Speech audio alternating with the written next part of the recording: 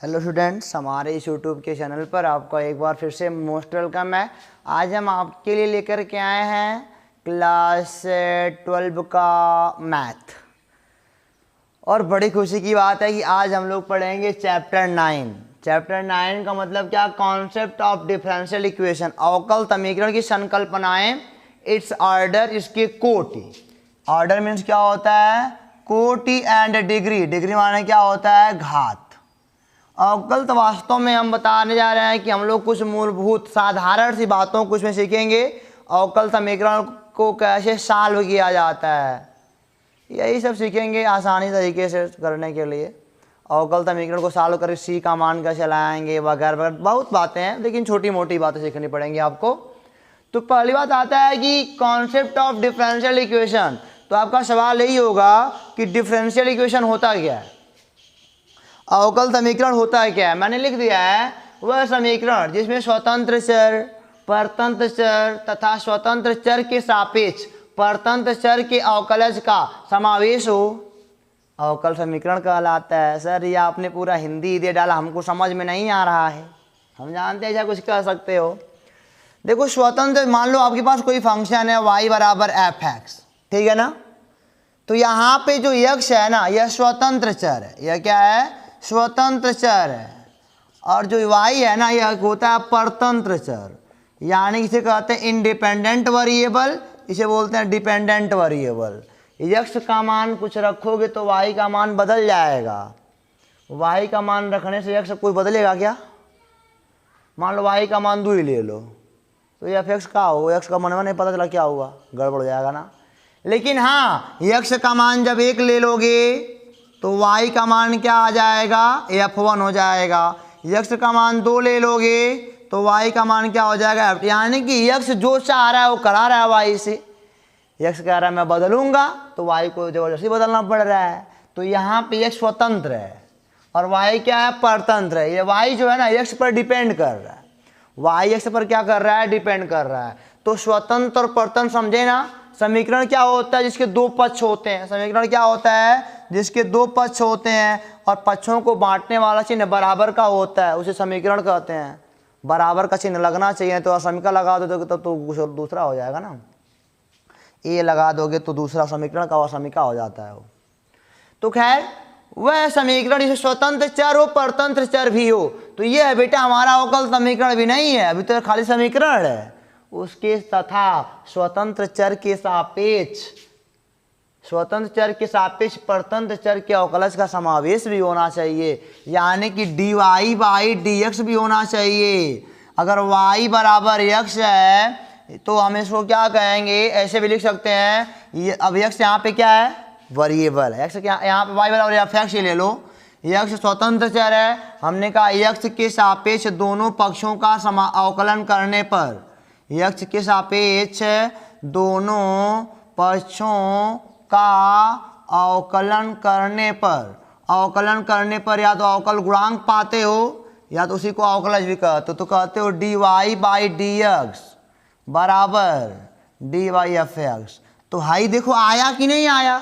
यह होना चाहिए, अवकलज होना चाहिए स्वतंत्र के सापेक्ष परतंत्र का। अवकलज रहेगा तब समीकरण कहलाएगा। स्वतंत्र के सापेक्ष परतंत्र का अवकल गुणांक क्या हो? यानी कि बेटा अगर ऐसे लिखा है x plus dy by dx बराबर y, ऐसे कुछ लिखा है ना, तो देखो यहाँ पे x भी है y भी है, तो अवकलज भी है स्वतंत्र के सापेक्ष परतंत्र का। यह अवकल समीकरण है। यह क्या है?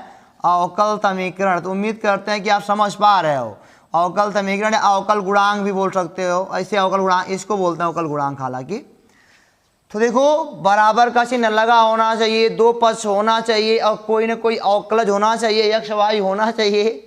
वही होता है क्या? अवकलज होता है। वही मतलब अवकल समीकरण होता है। यानी कि अवकल समीकरण के लिए क्या जरूरी है?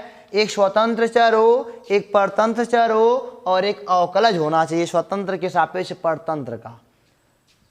आप जानते भी हो dy बाई dx को हम लिख सकते हैं y डैश, d2y अपान dx स्क्वायर को हम लिख सकते हैं y डबल डैश। अगर d3 रहे, अरे d3y रहे, ये हो जाएगा dx पे 3 बराबर y का ट्रिपल डैश लिख सकते हो। क्या समझे? ये होता है वाई डैश, ये होता है मतलब जितने बार क्रम बढ़ाओगे, है क्रम है ना, अगर सिंगल बार अवकलन निकाल रहे हो तो वाई डैश, डबल बार अवकलन कर रहे हो तो वाई डबल डैश, 3 बार अवकलन करो तो वाई ट्रिपल डैश, 4 बार तो वाई 4 डैश लग जाएगा। ये सब कुछ सांकेतिक भाषाएं आपको समझ में आनी चाहिए। तो हमको लग रहा है कि आपको पता चल गया है अवकल समीकरण होता क्या है। तो हमने आपको बताया ना, अवकल समीकरण यही होता है बेटा, क्या होता है, जिसमें एक स्वतंत्र चर हो, इंडिपेंडेंट वेरिएबल हो, एक परतंत्र चर हो, डिपेंडेंट वेरिएबल हो, और उसका एक स्वतंत्र के सापेक्ष परतंत्र का अवकल किसी भी कोटि में हो।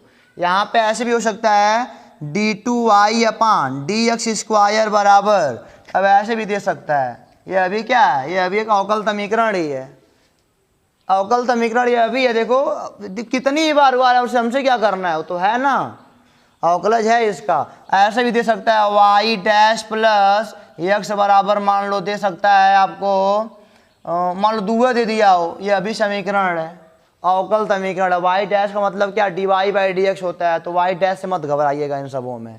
तो अवकल समीकरण तभी होगा जब उसमें एक स्वतंत्र होगा और एक परतंत्र होगा, और बेटा अवकलज का होना जरूरी है, तभी अवकल समीकरण कह पाओगे।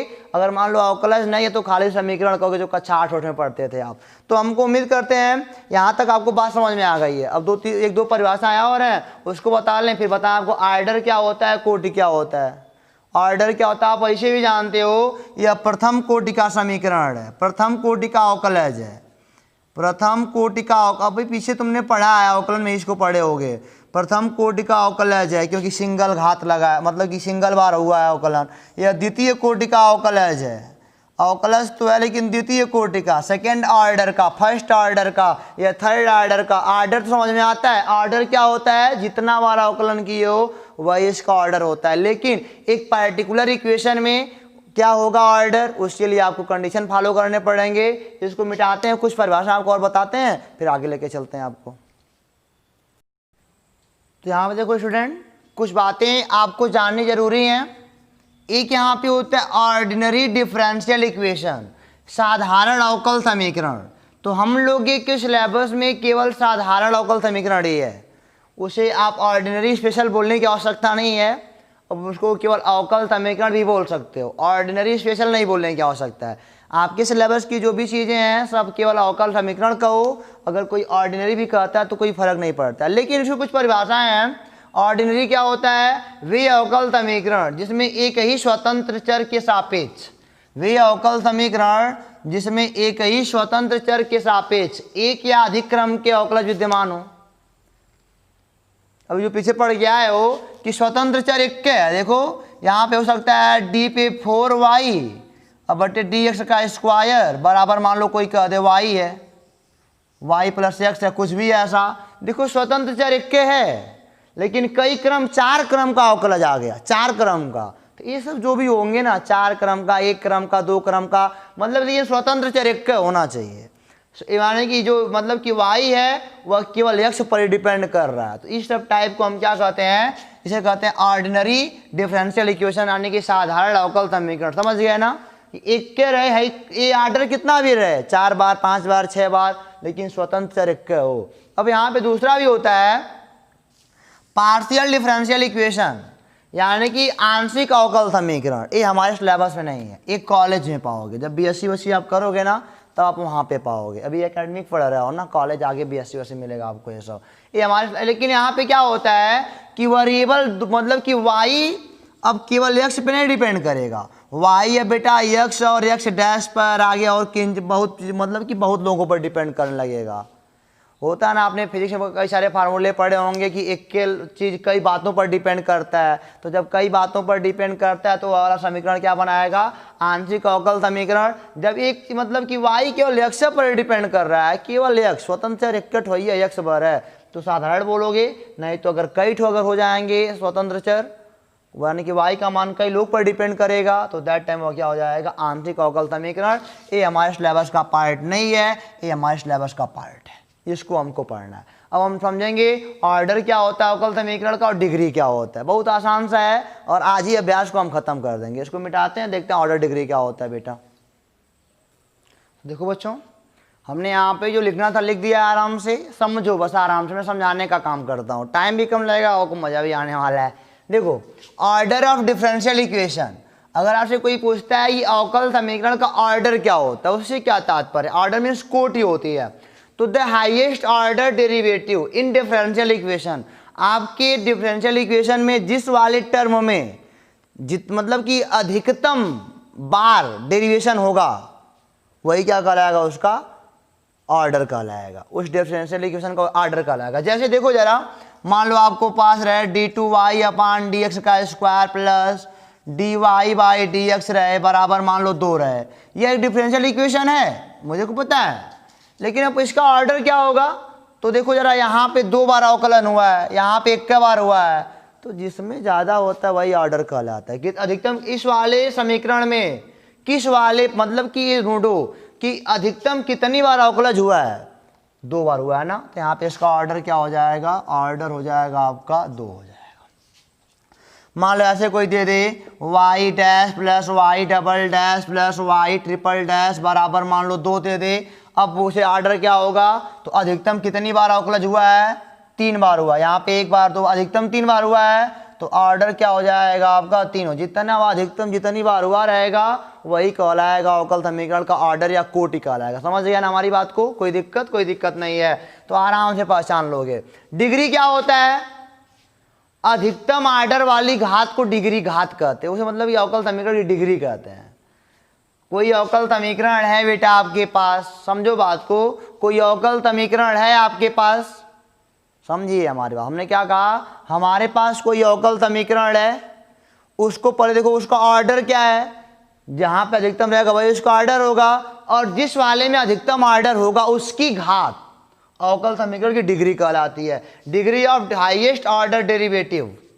यानी कि मान लो यहाँ पे मैं एग्जांपल आपको देता हूँ कि मान लिया d2y अपान dx स्क्वायर रहे और प्लस मान लो dy बाई dx का होल स्क्वायर रहे बराबर 2 रहे, ऐसा कुछ समीकरण मैंने दिया आपको। अब यहाँ पे हमने कहा बताओ कि हाईएस्ट ऑर्डर, मतलब कि ये बताओ आप डिग्री क्या है इसकी डिग्री क्या है, इसकी ऑर्डर क्या है।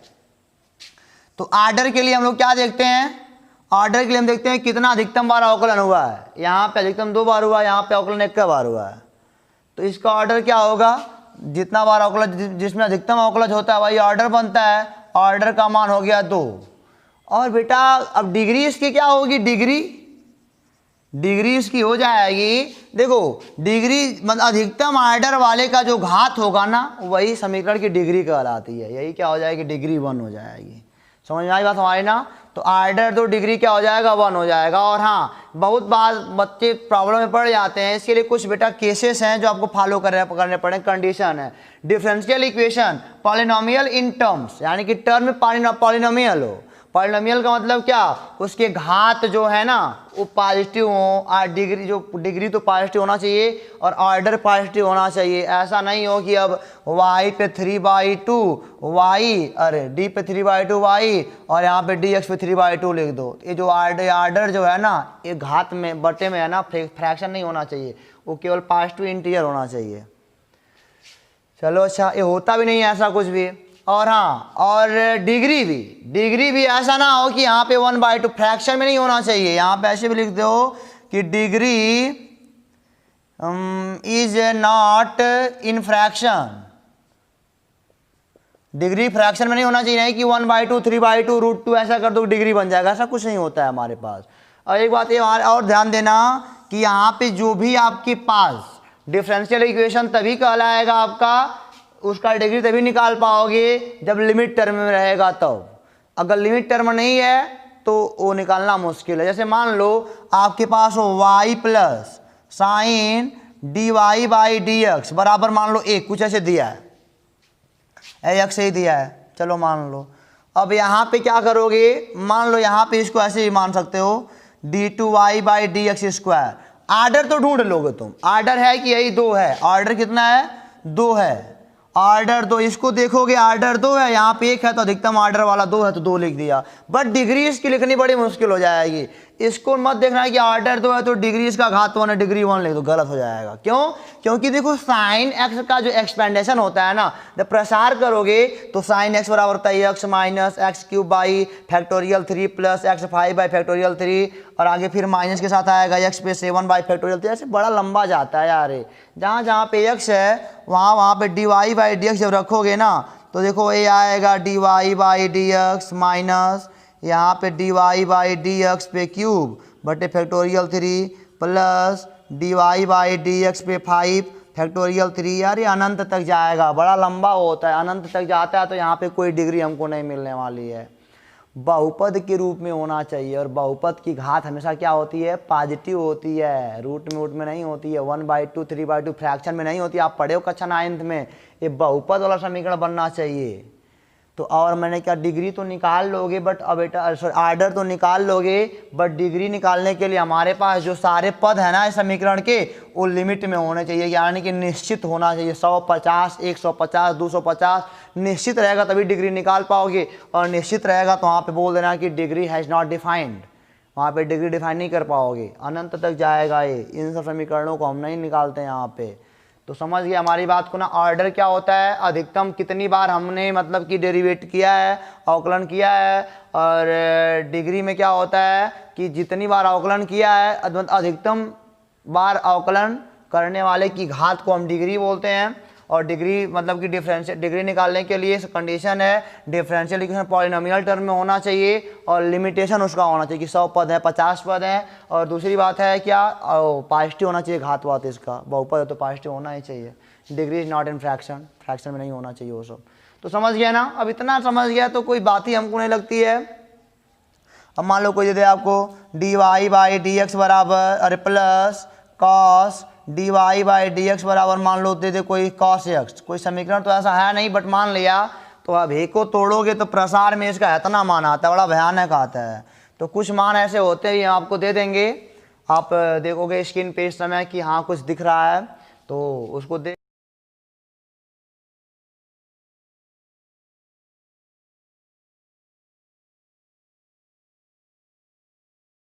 के आप जाना ये सब एक्सपेंडेशन वाले हैं, उसका नहीं कुछ कर पाएंगे। तो बेटा इसको मिटा के हम एक्सरसाइज 9.1 सॉल्व करने जा रहे हैं। 10 मिनट और लगेगा, सॉल्व कर लेंगे आराम से। इसको मिटा देते बेटा। तो ये है बेटा आपके एक्सरसाइज 9.1 के टोटल 12 क्वेश्चन।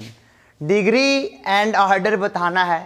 12 के बारे में लिख दिया, हमको पता है अभी 10 मिनट में 5 मिनट में सॉल्व हो जाएगा पूरा का पूरा। देखो जरा ध्यान से। तो पहला लिखा है d4y अपन dx 4 plus sine y triple dash. अब यहाँ पे जब अवकलन है, एक्सपेंड अवकलन होना चाहिए। अगर साइन वाई होता तो काम चल जाता, अवकलन होगा तो एक्सपेंड होगा, तो बड़ा अनंत तक जाएगा। डिग्री डिफाइन है ही नहीं, आप बोलोगे डिग्री नहीं डिफाइन है। यहाँ पे क्या बोलोगे? Degree has not define. Order बता सकते हो, ऑर्डर 4 बार हुआ अधिकतम ना, तो ऑर्डर का मान क्या हो जाएगा? 4 हो जाएगा। चलो यहाँ पे देखो, यहाँ पे सब कुछ नॉर्मल चल रहा है, तो ऑर्डर अधिकतम एक बार अवकलन हुआ है, ऑर्डर क्या हो गया? 1 हो गया। और डिग्री क्या हो जाएगी? अधिकतम वाले की डिग्री घात वही 1 हो जाएगी।